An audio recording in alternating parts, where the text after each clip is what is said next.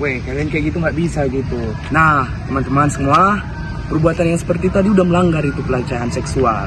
Jadi, perbuatan tersebut itu melanggar dalam pasal 5 Undang-Undang Nomor 12 Tahun 2022 yang dimana itu mengatur mengenai tentang tindakan pelecehan seksual yang dilakukan baik secara verbal atau non fisik. Nah, yang secara verbal seperti yang kita tengok tadi teman-teman, seperti catcalling dan lain-lain. Selain dari pasal 5 tadi teman-teman, itu di dalam pasal 14 juga itu mengatur mengenai tentang bagaimana itu cara penanganannya. Jadi orang yang melakukan tindak pidana pelecehan seksual tersebut yang seperti yang tadi dicontohkan itu dapat dikenai sanksi pidana selama 9 bulan dan juga denda sebanyak 10 juta teman-teman. Selain dari undang-undang TPKS tadi, itu dia juga melanggar mengenai dalam KUHP, yaitu di dalam pasal 281 dan juga pasal 3110. Nah, jadi oleh sebab itu perbuatan tersebut tolong jangan diulang lagi ya teman-teman.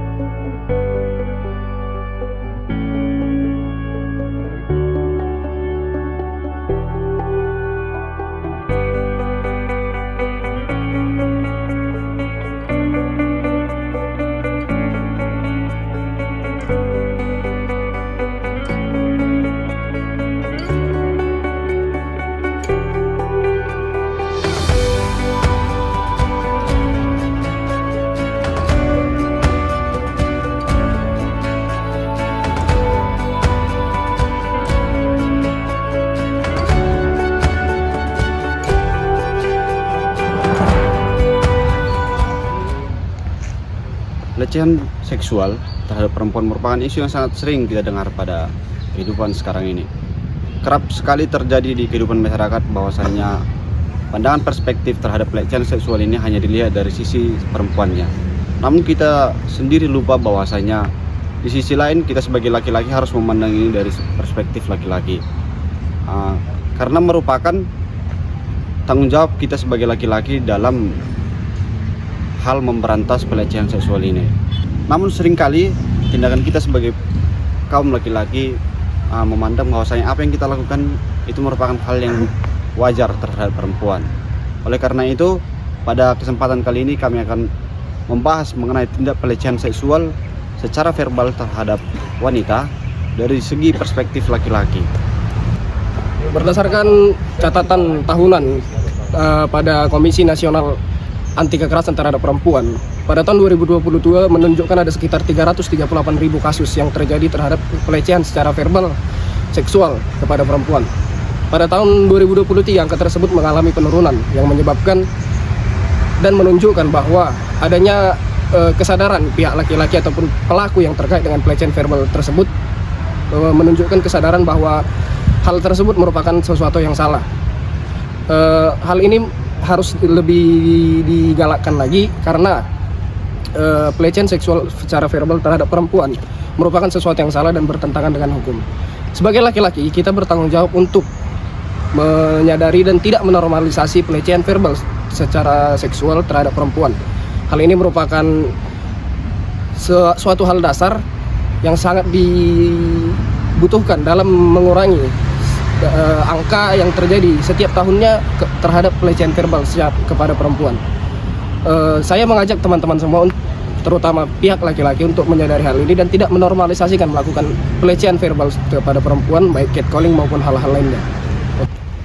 Oke, baik kawan-kawan. Tadi kita sudah tahulah, sudah kita dengarkan soal perbandingan dari tahun ke tahun terkait kasus dari tindak kekerasan seksual ini. Nah, maka dari situ kita bisa melihat juga di urgensinya. Nah, apa saja urgensi ataupun dampak-dampak yang akan timbul pada saat pelecehan seksual ini, kawan-kawan. Adapun urgensi-urgensi lainnya, kawan-kawan, yaitu bisa kita lihat sebenarnya di kehidupan kita saat ini, banyaknya sudah masyarakat ataupun laki-laki maupun itu aparat ataupun pemerintah yang sudah menormalisasi tindakan dari pelecehan seksual tersebut, kawan-kawan. Nah, di sini kawan-kawan, urgensinya juga bakal terjadi dia, kawan-kawan, ketidaksetaraan gender. Kita tahu seberapa besar dampaknya ataupun urgensinya kawan-kawan terhadap pelecehan seksual ini. Yang tadi sudah saya jelaskan bahwa masyarakat ataupun laki-laki ataupun pemerintah ataupun aparat sudah menormalisasi hal tersebut seperti catcalling atau pelecehan verbal harassment seperti itu kan kawan-kawan. Maka dari situ kawan-kawan, saya di sini mengajak kawan-kawan semuanya supaya kita berantas, supaya kita cegah, supaya kita tidak melakukan hal tersebut, supaya tidak lebih besar lagi korban-korban dari pelecehan seksual, supaya kita bisa lebih menerapkan hukum yang ada di negara kita, yang ada di Indonesia ini, supaya juga pelecehan seksual ini bisa kita hindarkan, supaya kita tidak melakukan hal-hal yang termasuk melecehkan pihak korban.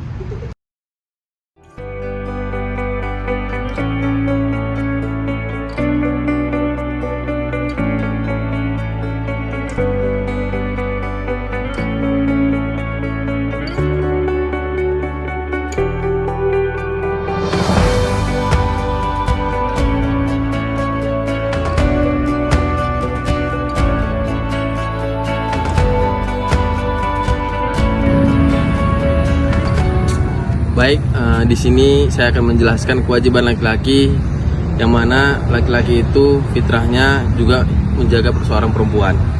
Hal yang paling gampang bisa kita lihat dalam kehidupan sehari-hari yaitu ruang lingkup terkecil atau domain terkecil, yaitu keluarga. Yang mana seorang suami menjaga istri dan anak perempuannya, seorang anak laki-laki menjaga saudara perempuannya, mau adiknya maupun kakaknya dan juga ibunya sendiri. Mungkin ini bisa berkaitan lah atau bisa berkorelasi dengan hukum-hukum lainnya. Di sini saya ingin menjelaskan bahwasannya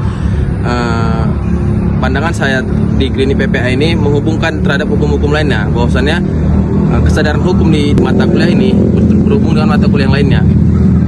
Apalagi pada zaman sekarang ini sudah banyak yang menganggap perempuan itu sebagai hal yang enteng, hal yang gampang, melecehkan perempuan dari verbal maupun tindakan, apalagi verbal gitu. Bisa kita lihat dari banyak lelaki yang meng-catcalling seorang perempuan, yang mana itu suatu perlakuan yang tidak pantas. Jadi dari saya kesimpulannya, mulailah melaksanakan hukum bukan karena keterpaksaannya, namun karena kesadaran, namun juga dengan kesadaran hukum itu sendiri. Sebagai laki-laki kita harus menjaga martabat diri kita sendiri dan juga perempuan, karena perempuan adalah makhluk yang harus kita jaga dan kita lindungi. Kita tidak boleh melakukan pelecehan terhadap perempuan walaupun dia menggunakan busana yang minim maupun saat kita keluar di malam hari, karena tindakan itu merupakan tindakan tercela yang dilarang oleh hukum.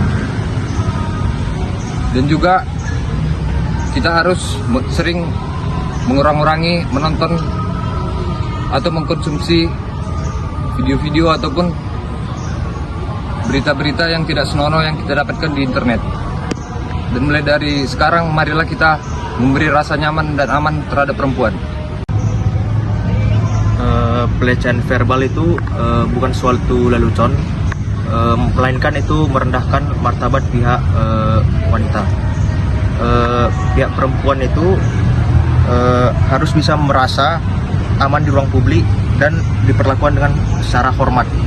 Dan kita sebagai laki-laki memiliki tanggung jawab untuk menghentikan budaya pelecehan dan mengedukasi generasi muda tentang pentingnya respek terhadap sesama. Dan cara konkret untuk mencegah pelecehan ini adalah hindari komentar bernada seksual dan hormati batasan personal, dan tegur teman yang melakukan pelecehan seksual. Martabat seseorang tidak ditentukan oleh gender, melainkan oleh sikap dan perilaku kita. Bersama-sama kita bisa menciptakan masyarakat yang lebih bermartabat dan berperi kemanusiaan. Terima kasih.